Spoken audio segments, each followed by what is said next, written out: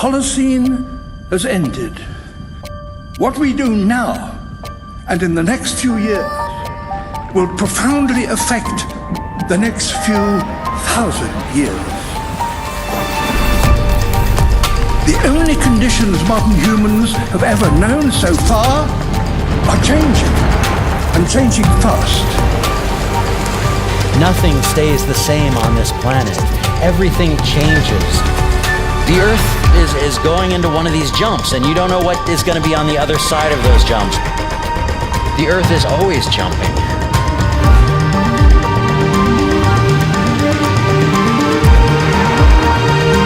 Things move on this planet. Things are not still. Everything is turning.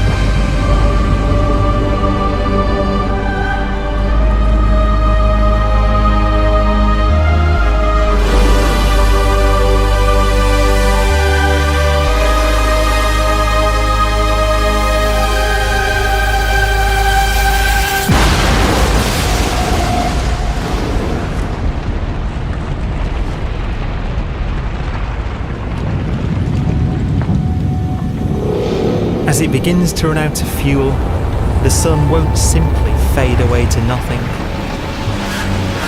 Its core will collapse, and the extra heat this generates will cause its outer layers to expand.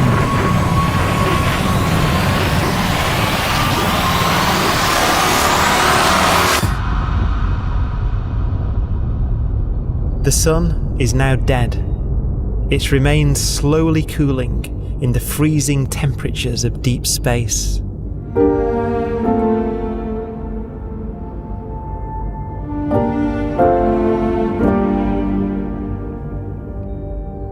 The fate of the sun is the same as for all stars.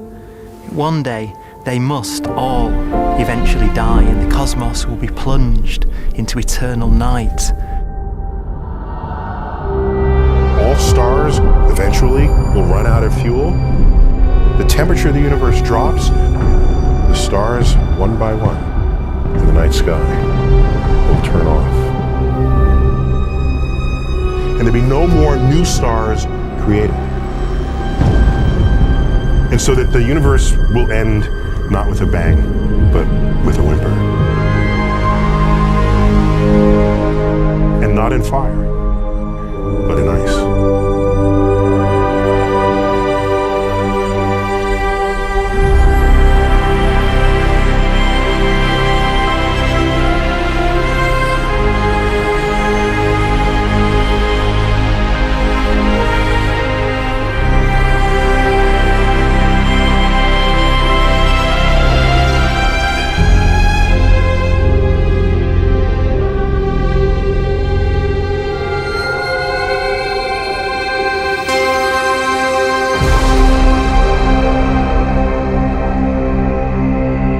With no fuel left to burn, a white dwarf's faint glow comes from the last residual heat from its extinguished furnace.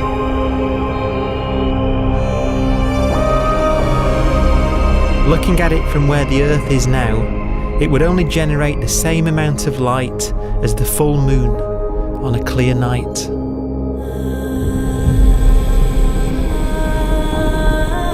The faint glow of white dwarfs will provide the only illumination in a dark and empty void littered with dead stars and black holes.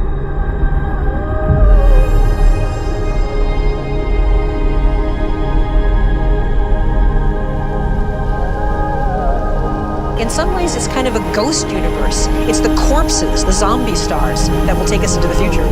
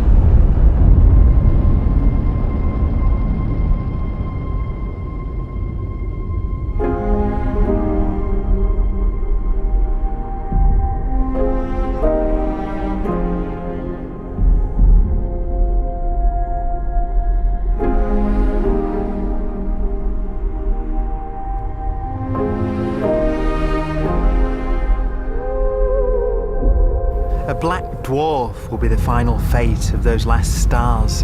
White dwarfs that have become so cold that they barely emit any more heat or light. Black dwarfs are dark, dense, decaying balls of degenerate matter. Little more than the ashes of stars. Their constituent atoms are so severely crushed that black dwarfs are 1,000,000 times denser than our sun.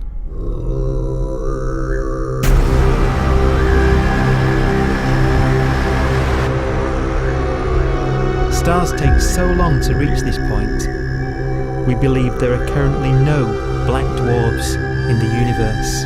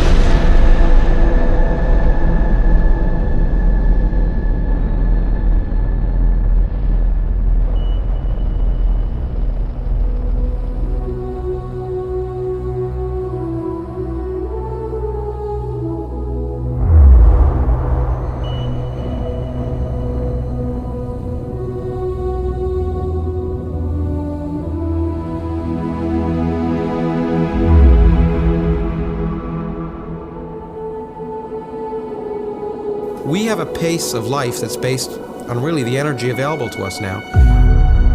You could imagine living conscious systems which have a very different pace and therefore can extend out at least a lot farther than you'd imagine otherwise.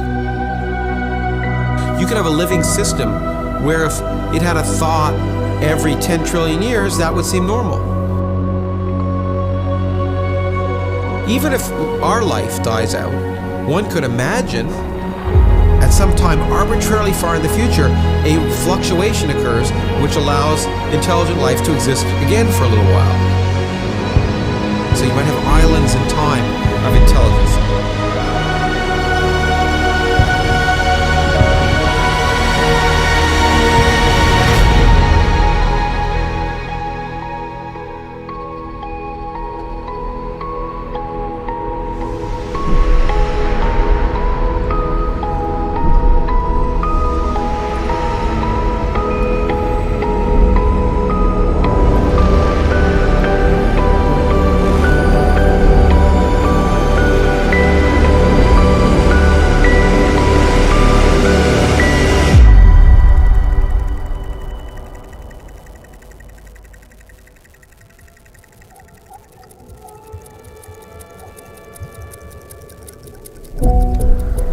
Proton, one of the fundamental building blocks of atomic matter, what makes us up, can just spontaneously fall apart.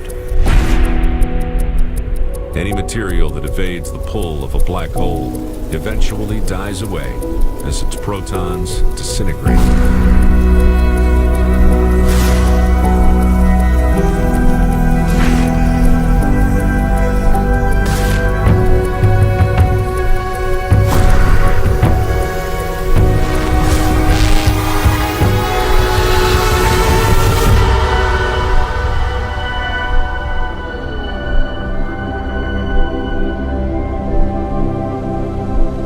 The matter inside black dwarfs, the last matter in the universe, will eventually evaporate away and be carried off into the void as radiation, leaving absolutely nothing behind.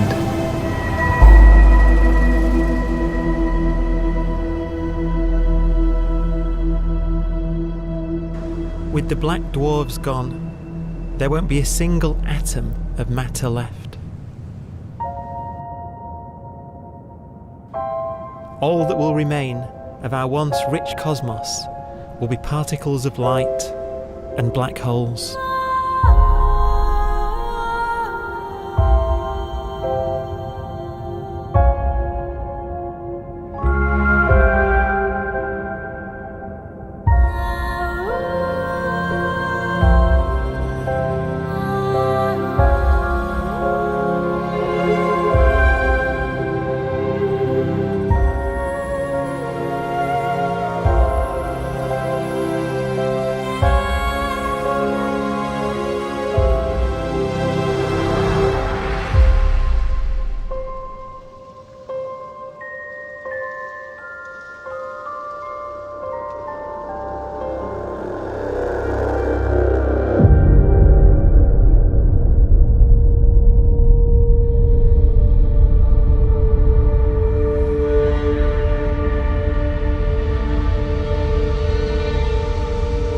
The arrow of time creates a bright window in the universe's adolescence, during which life is possible.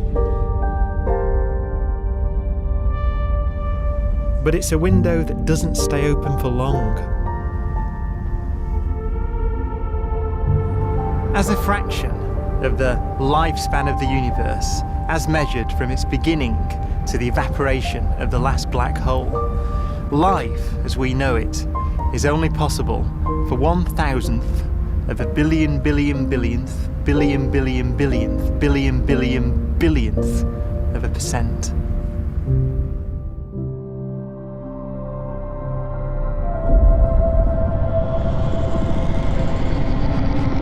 Black holes become the fundamental building block of the universe. A galaxy will basically be a supermassive black hole in a center with smaller black holes orbiting it. Zombie galaxies filled with black holes continue to evolve. They'll eat each other and they'll get bigger, and maybe they'll fall into the supermassive black hole and it'll get bigger. The universe will still be an exciting, dynamic place. It's just that the timescales you're talking about are now trillions of years instead of thousands or millions of years.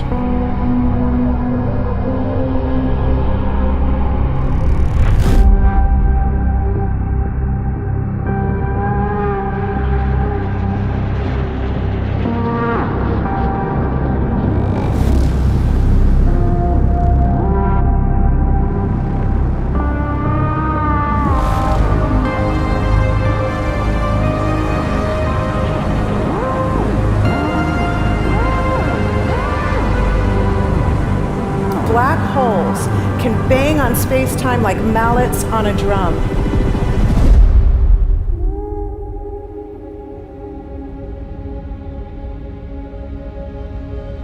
And they have a very characteristic song.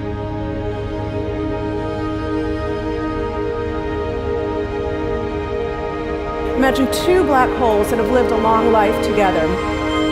At the end of their lives, they're going around each other, crossing thousands of kilometers in a fraction of a second. As they do so, they leave behind in their wake a ringing of space, an actual wave on space-time.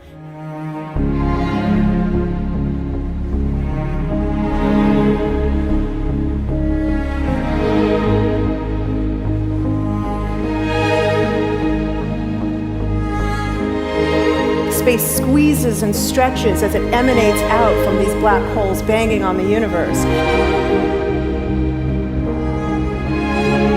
Those are the gravitational waves. They are literally the sounds of space ringing. And they will travel out from these black holes at the speed of light as they ring down and coalesce to one spinning, quiet black hole.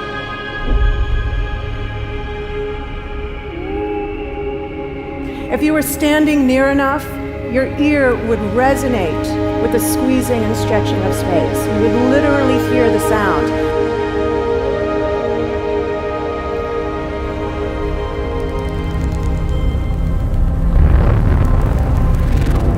Imagine a lighter black hole falling into a very heavy black hole. The sound you're hearing is a light black hole banging on space each time it gets close.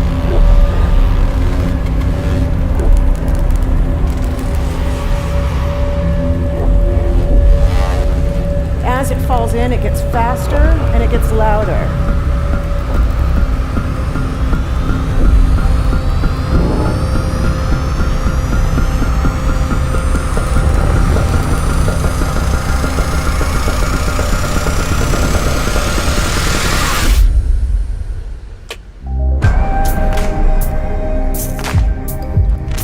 Scientists used to think black holes were immortal, but even these will one day die. Now we're talking about timescales of unimaginable length, quadrillions of years into the future. On that timescale, even the black holes begin to evaporate.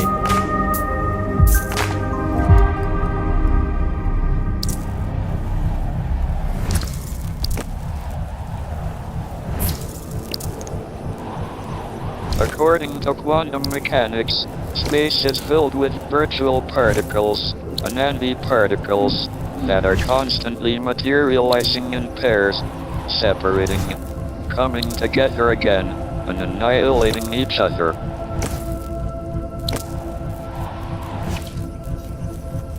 In the presence of a black hole, one member of a pair of virtual particles may fall into the hole, leaving the other member without a partner with which to annihilate. The forsaken particle appears to be radiation emitted by the black hole. And so, black holes are not eternal. They evaporate away at an increasing rate until they vanish in a gigantic explosion.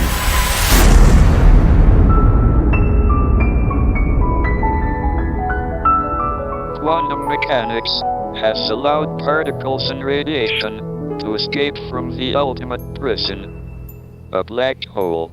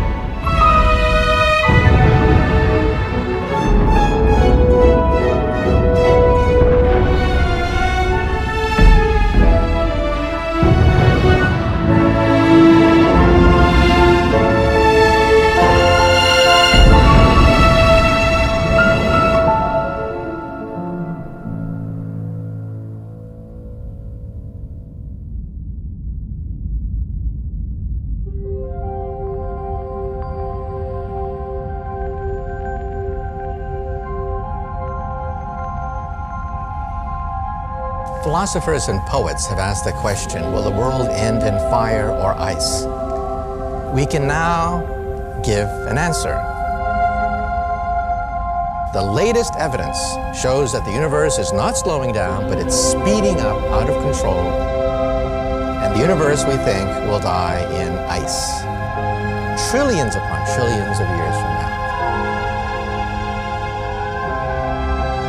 Empty space itself has energy. In every little cubic centimeter of space, whether or not there's stuff whether or not there's particles, matter, radiation, or whatever, there is still energy even into space itself. And this energy, according to Einstein, exerts a push on the universe. What is the weird stuff that's accelerating the universe? We call it dark energy.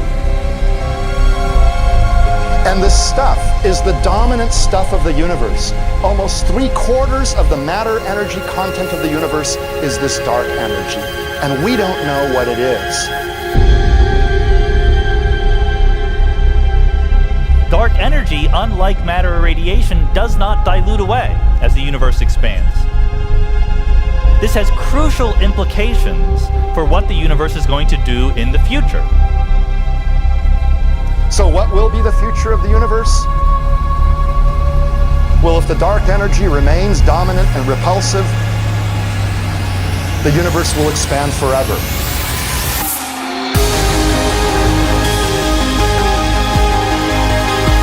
Faster and faster and faster with time.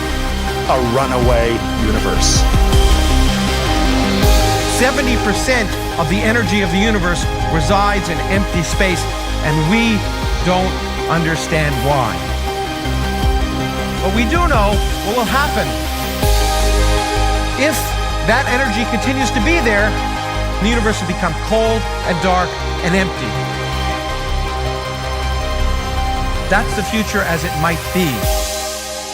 We don't know because we don't yet understand the nature of dark energy. Until we do, we won't know the future. We won't even understand our own origins, and that's why we want to know and study this subject.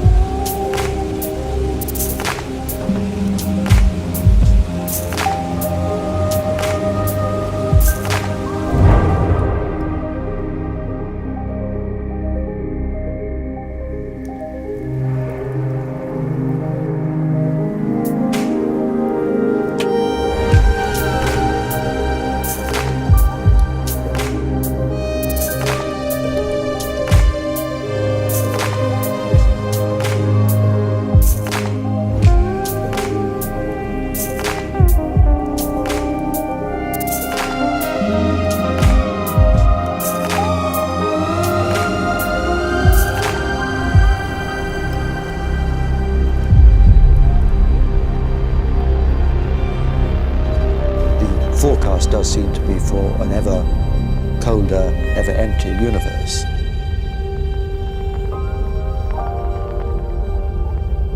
But then, of course, we have to ask, could that end lead to a new beginning? And there are ideas whereby what actually is the end of our universe could in some sense be linked to the beginning of a new one.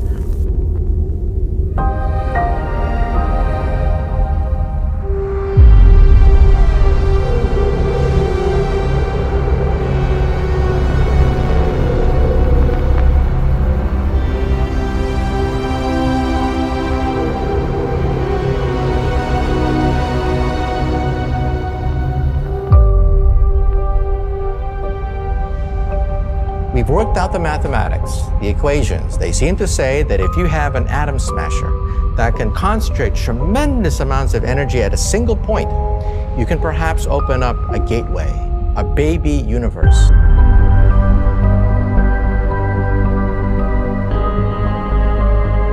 Facing the death of everything there is, this perhaps is their only possibility of escape.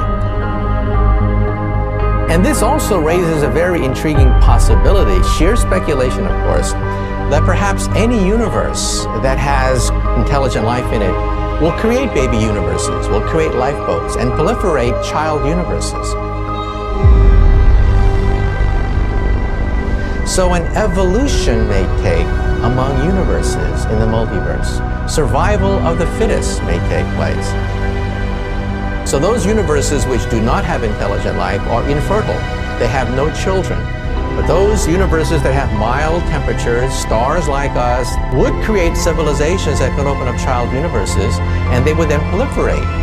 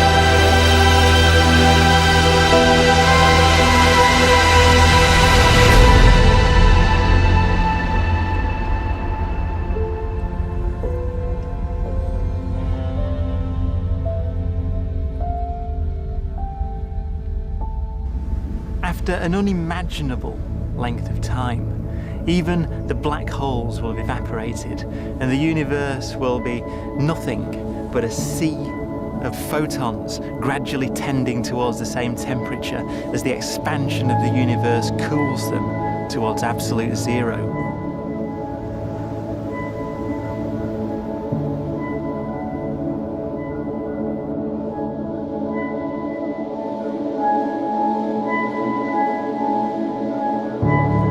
Once the very last remnants of the very last stars have finally decayed away to nothing, and everything reaches the same temperature, the story of the universe finally comes to an end.